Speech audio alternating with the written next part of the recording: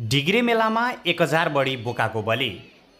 रुकुम पश्चिमको प्रसिद्ध शक्तिपीठ साईकुमारी देवी भगवती डिग्रे मन्दिरमा यस वर्षको मेला अर्थात् 2082को मेलामा 1012वटा बोकाको बलि दिएको छ।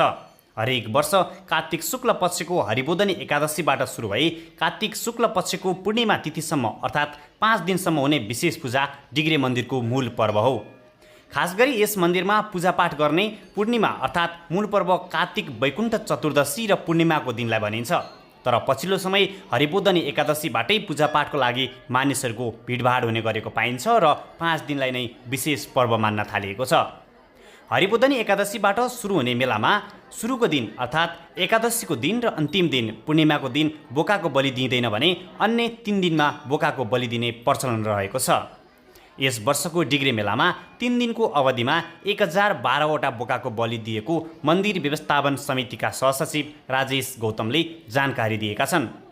डिग्रे मन्दिरमा साईकुमारी देवी भगवती र महादेव सिद्ध बाबाको पूजा आराधना हुने गर्दछ। यस मन्दिरमा भाकल गर्दा वा भाकल पुरा भए पश्चात बोकाको बलि दिने प्रचलन रहेको छ भने भाकल गरेको मत्स्य पुरा हुने धार्मिक विश्वास रहेको पाइन्छ।